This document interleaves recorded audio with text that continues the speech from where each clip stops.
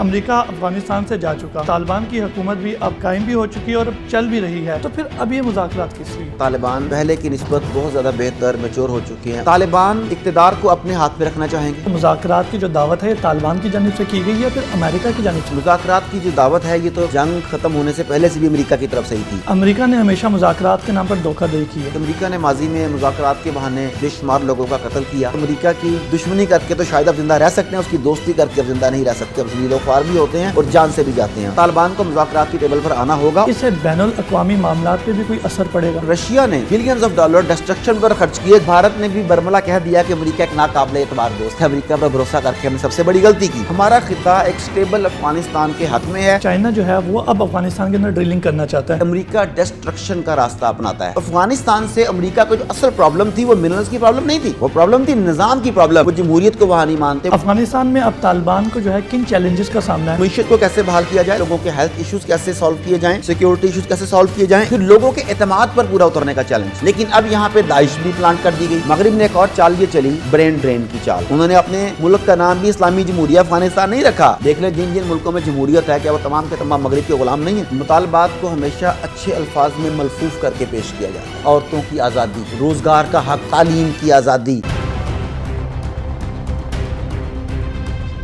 السلام علیکم ناظرین، میں ہوں آپ کا میزبان مجیب الرحمان اور آپ دیکھ رہے ہیں ڈیئر ٹو ٹاک۔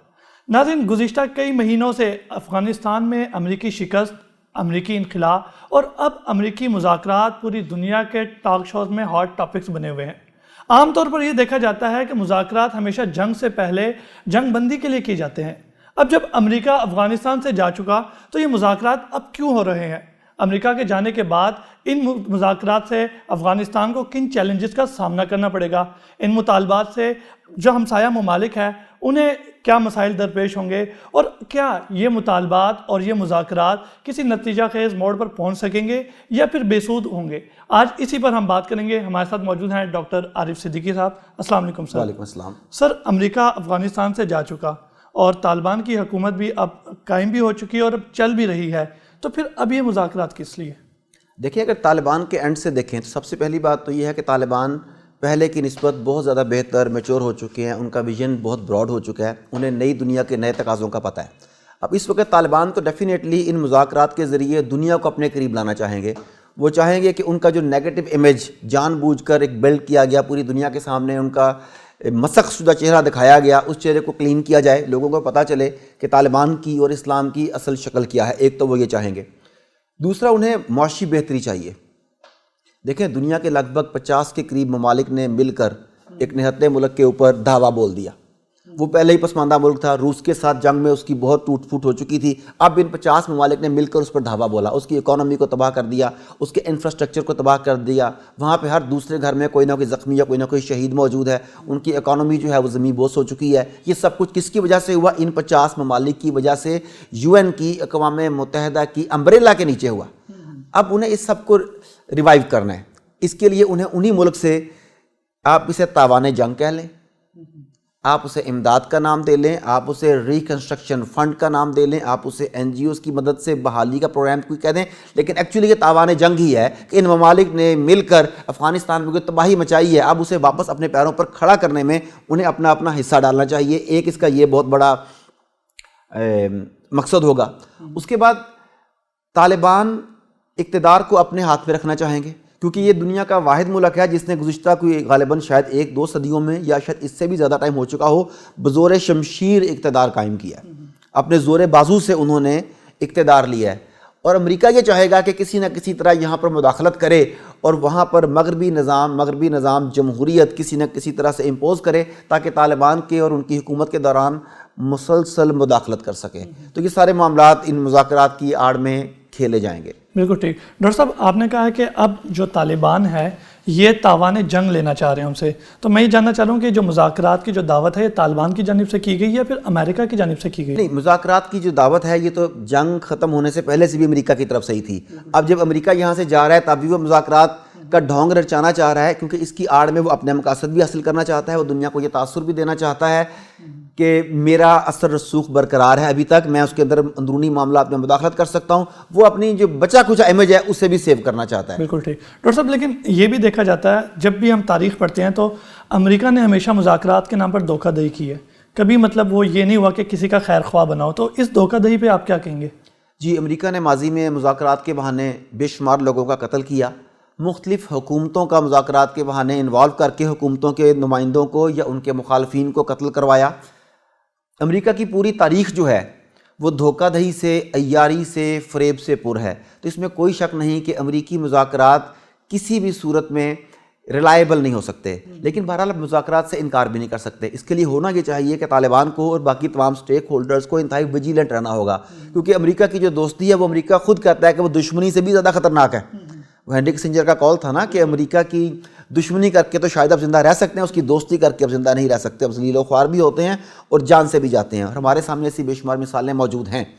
تو امریکی مذاکرات ایک ڈھونگ ہو سکتے ہیں، اس کے ذریعے وہ فیس سیونگ بھی چاہتا ہوگا، افغانستان کے معاملات میں مداخلت کرنا بھی چاہتا ہوگا. لیکن اگر آپ اسے ڈینائی کرتے ہیں، آپ مذاکرات سے انکار کرتے ہیں، تو پھر آپ اپنا سافٹ امیج برقرار نہیں رکھ سکتے. لہذا طالبان کو مذاکرات کی ٹیبل پر آنا ہوگا، اور وہ آئے بھی ہیں، پہلے بھی آئے تھے، اب بھی آئے ہیں، آئندہ بھی آئیں گے. لیکن اپنی کمال مہارت سے، اپنی ذہانت سے، اپنے آرٹ آف ڈیل سے وہ اس پھندے سے کیسے بچتے ہیں یہ ان پر ڈیپینڈ کرتا ہے. تو ڈاکٹر صاحب اس تمام صورتحال میں جو افغانستان کے ہمسایہ ممالک ہیں وہ افغانستان کو کس نظر سے دیکھتے ہیں، اور آیا کیا یہ جو مذاکرات ہو رہے ہیں تو اس سے بین الاقوامی معاملات پہ بھی کوئی اثر پڑے گا؟ جی، اگر آپ اپنے آس پاس ان کے ہمسایوں کو دیکھیں تو سب سے پہلے آپ پاکستان کو لے لیں. پاکستان کے طالبان کی جو گزشتہ حکومت تھی ملا عمر والی، اس میں طالبان کے ساتھ بہت ہی اچھے مثالی تعلقات تھے. اور آج جو طالبان کی حکومت ہے، اگرچہ پاکستانی حکومت کی جانب سے ان کے ساتھ کچھ زیادتیاں ہوئیں، ان کے سفیر کو پکڑ کے حوالے کر دیا گیا، افغانستان کو تباہ کرنے کے لیے لاجسٹک سپورٹ کے نام پر سارا کچھ فراہم کیا گیا، معلومات دی گئیں، پتہ نہیں کیا کیا کچھ کیا گیا، مگر اس کے باوجود موجودہ طالبان بھی انہی طالبان کی لڑی میں سے ہیں. وہ پاکستان کی مجبوری کو سمجھتے ہیں، اسے برادر اسلامی ملک سمجھتے ہیں، وہ ان کی تمام غلطیوں کو، کوتاہیوں کو معاف کرنے کو تیار ہیں. حالانکہ انہیں ڈیفیم کرنے کے لیے جو تحریک طالبان پاکستان بنائی گئی، پاکستان کے اکثر عوام آج بھی انہی کی جو کرتوت ہیں، انہی کی جو دہشت گردانہ کارروائیاں ہیں، انہیں طالبان افغانستان کے کھاتے میں ڈال کے کہتے ہیں آپ اے پی ایس کا واقعہ بھول گئے، آپ فلانا واقعہ بھول گئے، فلانا واقعہ بھول گئے. حالانکہ انہیں یہ نہیں پتا کہ اس کے پیچھے کون تھا. اصل میں نام ملتے جلتے ہیں تو اسی وجہ اور لوگ بس اللہ معاف کرے ان لوگوں کو جن کی عقل پہ پردہ پڑا ہوا ہے. خیر، تو پاکستان کا جو گزشتہ طالبان کا دور تھا وہ واحد ٹائم تھا جب ان کی پاک افغان سرحد جو ہے وہ سیکیورٹی فری تھی. آپ کو وہاں بندے ڈپلائی نہیں کرنا پڑتے تھے، آپ انڈین بارڈر کے اوپر مکمل توجہ دے سکتے تھے. یہ بہت آئیڈیل سچویشن تھی.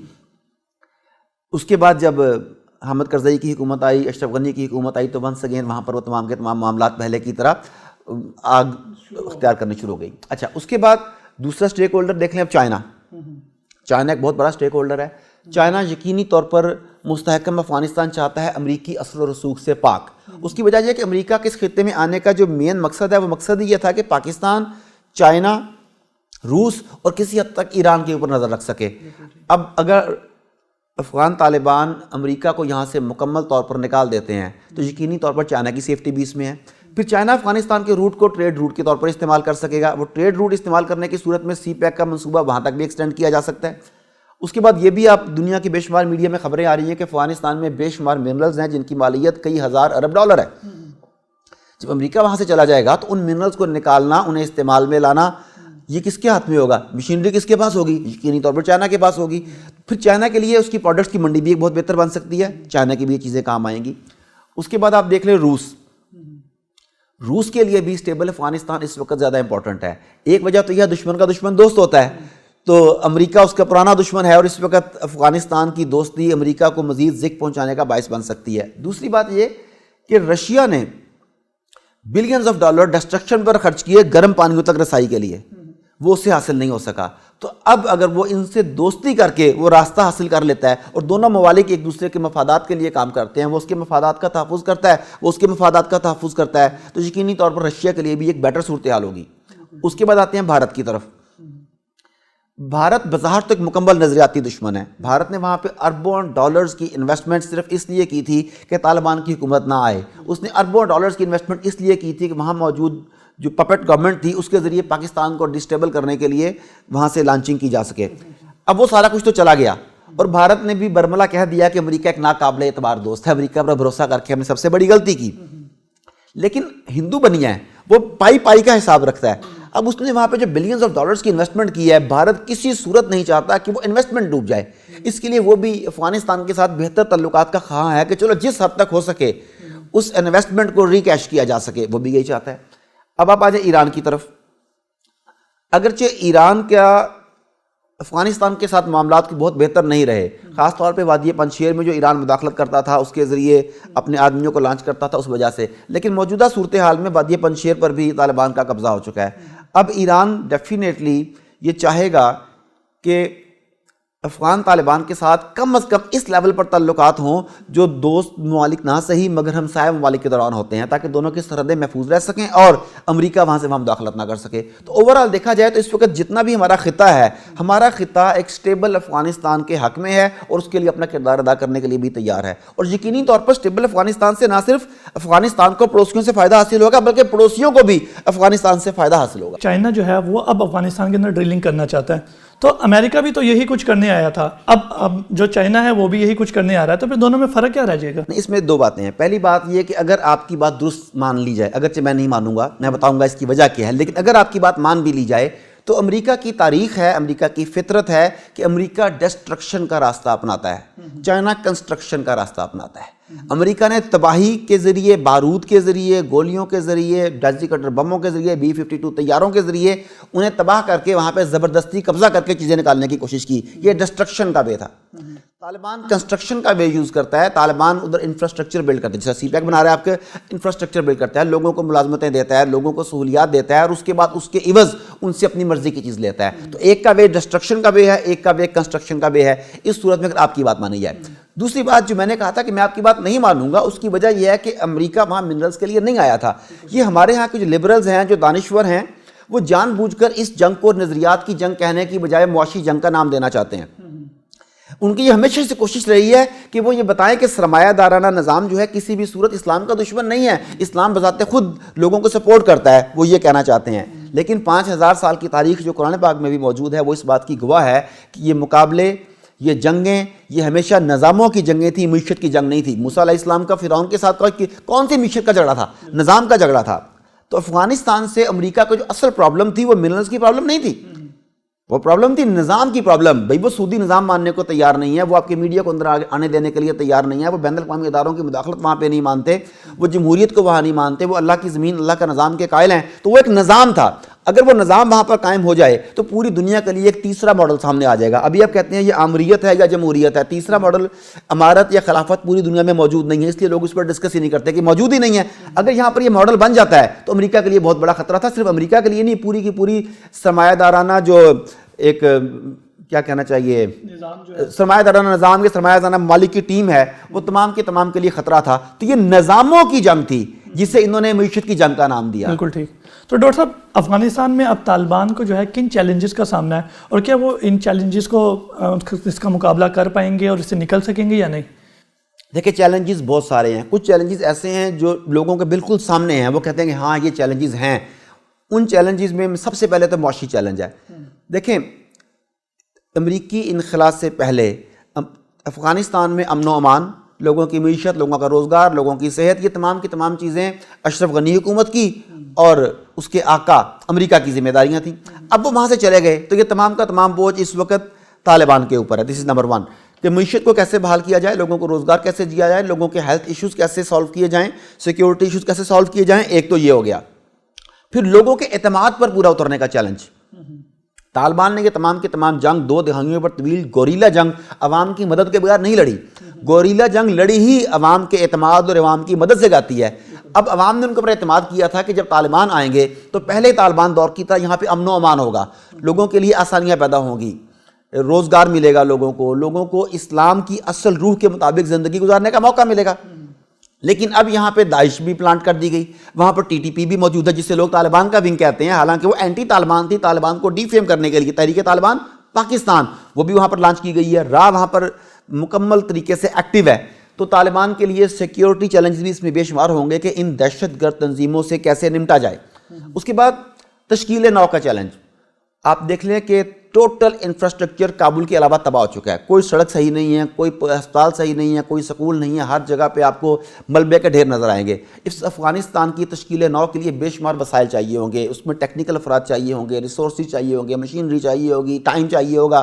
تو اس سب سے طالبان کیسے نمٹتے ہیں, یہ بھی ان کے لیے ایک بہت بڑا چیلنج ہوگا. اب اس چیلنج کو پورا کرنے کے لیے ایک نیا چیلنج سامنے آ رہا ہے, وہ ہے ہنرمند افراد کی کمی. مغرب نے ایک اور چال یہ چلی, برین ڈرین کی چال. انہوں نے افغانستان کے جتنے بھی ہنرمند افراد تھے, اعلیٰ تعلیم یافتہ افراد تھے, انہیں ہائیلی پیکج کے اوپر اپنے ملکوں میں بلانا شروع کر دیا, ان کے لیے ویزے اوپن کر دیے. انہیں کہا کہ وہاں پر انسیکیورٹی ہوگی, میڈیا کے ذریعے ایسی پکچر دکھائی گئی جو انتہائی ڈارک تھی. تو انہوں نے ان تمام لوگوں کو اپنے ملکوں میں بلا لیا تاکہ طالبان ہنرمند افراد سے بالکل خالی ہو جائیں. اس کمی کو کیسے پورا کیا جائے, یہ بھی طالبان کے لیے ایک بہت بڑا چیلنج ہے. پھر سفارتی محاذ کا چیلنج. آپ دیکھیں کہ اب مذاکرات کے اندر جو چل رہا ہے, امریکہ جو مذاکرات میں چاہ رہا ہے, اگر وہ امریکہ کی بات مانتے ہیں پھر جنگ لڑنے کی ضرورت کیا تھی. اچھا, اگر پاکستان کی بات کریں تو پاکستان بھی چاہتا ہے کہ وہاں سے ٹی ٹی پی کا صفایا کیا جائے. روس کی بات کریں تو وہ چاہتا ہے کہ داعش کا منشیات کا صفایا کیا جائے. ایران چاہتا ہے کہ شیعہ کمیونٹی کو سپورٹ کی جائے. انڈیا کے اپنے معاملات ہیں. تو اس سفارتی سطح پر ان سب کو ساتھ کیسے لے کے چلا جائے کہ ان میں سے کوئی اتنا ناراض بھی نہ ہو کہ وہ بالکل منہ موڑ لے آپ سے اور آپ اپنی اقدار پر قائم بھی رہ سکیں. یہ ہے سفارتی لحاظ سے ان چیلنجز سے نمٹنا. یہ تو ہے جو سب کے سامنے ہے. ایک بہت بڑا چیلنج جو طالبان کے سامنے پیش ہے, جسے عام نگاہ نہیں دیکھ پا رہی, وہ ہے جمہوریت کا چیلنج. سوال یہ ہے کہ کیا طالبان نے یہ 20 سالہ جد و جہد, اتنی قربانیاں اس لیے دی تھیں کہ یہاں پہ نظام مغرب لاگو کیا جائے, یا اس لیے کہ یہاں پر اللہ کا نظام لایا جائے؟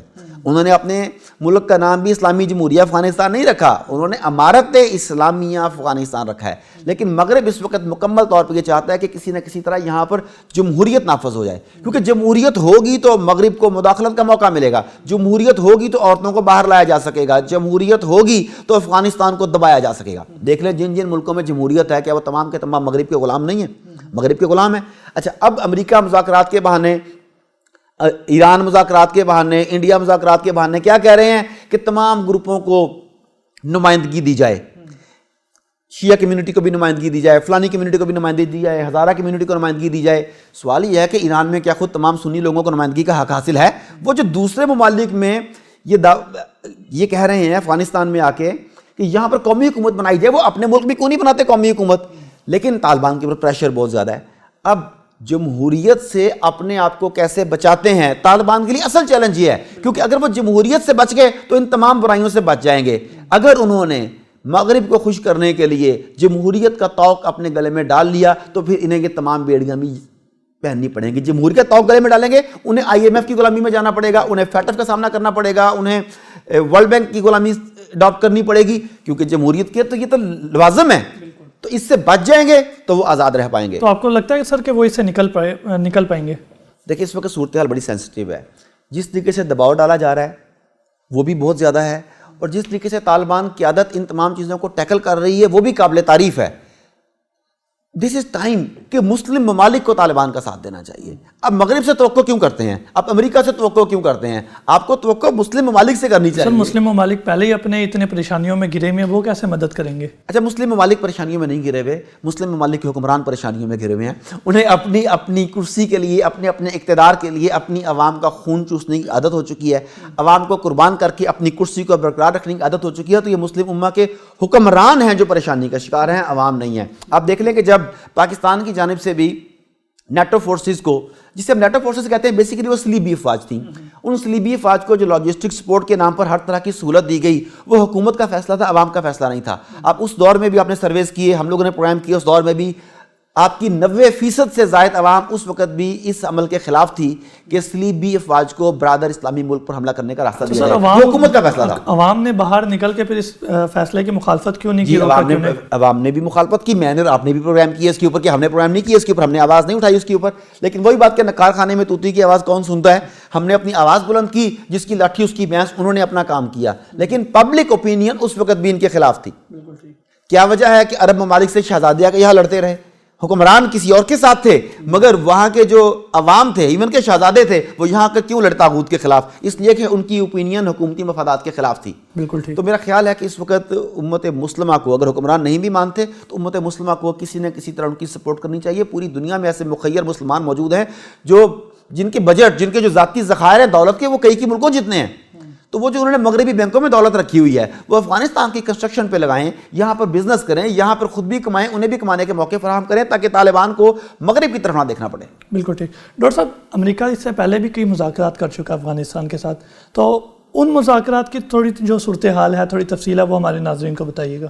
دیکھیں، پہلے تو ان کے مذاکرات یہی تھے کہ جنگ بندی کیسے کی جائے، اور امریکہ اپنی شرائط کے اوپر طالبان کو لانا چاہتا تھا۔ طالبان نے اسٹرکٹ رویہ رکھا، طالبان نے ان کی کوئی بات نہیں مانی، آخر کار امریکہ کو گھٹنے ٹیک کر وہی شرائط ماننی پڑیں جو طالبان چاہتے تھے۔ اب اس وقت جو طالبان کے مذاکرات چل رہے ہیں اس میں سب سے اہم چیز یہ ہے کہ امریکہ جو اس کے رہے سہے افراد وہاں موجود ہیں وہ، اور اس کے وہ ایجنٹ جو افغانستان کی سرزمین پر رہتے تھے، غداری کرتے تھے، افغانستان کے میر جعفر اور میر صادق تھے لیکن وہ کام کرتے تھے امریکہ کے لیے، ان کا تحفظ چاہتا ہے۔ انہیں وہاں سے یا تو ان کی واپسی چاہتا ہے یا یہ چاہتا ہے کہ وہ وہیں رہیں اور کام کرتے رہیں اور امریکہ کو بھی معلومات فراہم کرتے رہیں۔ ایک تو امریکہ مذاکرات کے بہانے یہ سب کچھ چاہتا ہے کہ ان ایجنٹوں کو، ان لوگوں کو اپنے کنٹرول میں رکھے۔ دوسرا ہے معاشی امداد کے نام پر انہیں ایک خاص روڈ میپ دینا چاہتا ہے تاکہ وہ اس دائرے کے اندر آ جائیں اور اس ریٹ ریس کا حصہ ہو جائیں جس پہ سرمایہ دارانہ ممالک یا جمہوری ممالک جس کا شکار ہو چکے ہیں۔ دوسرا افغانستان یہ چاہتا ہے، لیکن یہ سارے دکھاوے ہیں کہ دنیا سے اپنا امیج سیو کر لوں گا میں، میری جو گڈ ول خراب ہوئی ہے، گڈ ول ایسی خراب ہوئی کہ اس کا قریب ترین اتحادی برطانیہ کا وزیر کہہ رہا ہے کہ اب امریکہ از نو مور سپر پاور، اس کا قریب ترین نیکسٹ الائی جو ہے انڈیا، وہ کہتا ہے کہ امریکہ ناقابل اعتبار ہے۔ یہ سارا کچھ کہاں سے ہوا؟ افغانستان کی ذلت آمیز شکست کے بعد ہوا نا۔ تو امریکہ اب اپنا فیس سیونگ چاہ رہا ہے۔ تو اگر آپ اسے پنجابی میں کہیں تو وہ اصل میں یہ کہنا چاہ رہا ہے کہ ان سانو جان دیو مٹی پاؤ تو سانو معاف کر دیو، اصل میں وہ یہ چاہ رہا ہے۔ تو ڈاکٹر صاحب، اگر وہ یہی سب کچھ چاہ رہا ہے تو یہ بتائیے گا آخر میں کہ پھر اس مذاکرات کو کوئی فائدہ ہوگا؟ کیا آپ کو لگتا ہے کہ جب وہ اس کے مطالبات ہی یہی ہے تو طالبان اس کا مطالبہ مانیں گے؟ دیکھیں، مطالبات کو ہمیشہ اچھے الفاظ میں ملفوف کر کے پیش کیا جاتا ہے۔ عورتوں کی آزادی، روزگار کا حق، تعلیم کی آزادی، دیکھیے ان میں سے کس نعرے سے آپ کوئی انکار کر سکتے ہیں؟ مطالبات اچھے الفاظ میں ملفوف ہوتے ہیں، لیکن سامنے والے پر ڈیپینڈ کرتا ہے کہ وہ بین السطور میننگ بٹوین دا لائنز کو سمجھ پاتا ہے کہ نہیں۔ جب وہ عورت کی آزادی کا مطالبہ کرتے ہیں تو ان سے پوچھا جانا چاہیے کہ کون سی آزادی؟ وہ آزادی جو اسلام دیتا ہے یا وہ آزادی جو مغرب مانگتا ہے، جس کے بعد عورتیں منی اسکرٹس پہن کر ہوائی جہازوں میں یا ریسٹورنٹس میں لوگوں کو سرو کرتی ہیں؟ وہ کون سی آزادی کی بات کرتا ہے؟ آزادی کا ہمارا پیرامیٹر یا آزادی کا مغربی پیرامیٹر؟ تو مذاکرات ہوں گے، دونوں پارٹیاں ایک دوسرے سے کچھ نہ کچھ لینے کی کوشش کریں گی، دوسرے سے کچھ نہ کچھ چھیننے کی کوشش کریں گی، اور یہ دونوں صرف امریکہ اور افغانستان ہی نہیں، آس پاس کے جتنے پڑوسی ممالک ہیں افغانستان کے وہ بھی بیسیکلی اس کے ڈائریکٹ سٹیک ہولڈرز ہیں۔ تو وہ سب کے سب ان مذاکرات پر گہری نظر رکھے ہوئے ہیں، اور یہی طالبان کی ذہانت کا اصل امتحان ہے۔ جہاد ختم نہیں ہوا، وہ تلوار ہاتھ سے رکھی گئی ہے، مگر جہاد کا سیکنڈ پارٹ اسلامی نظام کا قیام وہ تو ابھی جاری ہے۔ تو یہ جہاد جاری ہے اور طالبان کو انتہائی محتاط رہنا ہوگا۔ بہت شکریہ ڈاکٹر صاحب، آپ نے اپنا قیمتی وقت دیا۔ جیسا کہ ڈاکٹر صاحب کے الفاظ آپ نے سنے کہ جہاد ختم نہیں ہوا، اسلامی نظام کا قیام ابھی باقی ہے۔ اب دیکھنا یہ ہے کہ یہ مذاکرات کس طرف جاتے ہیں اور کون سا نیا موڑ لیتے ہیں۔ اسی کے ساتھ اپنے میزبان مجیب الرحمان اور ڈیئر ٹو ٹاک کی پوری ٹیم کو اجازت دیجیے۔ اللہ نگہبان۔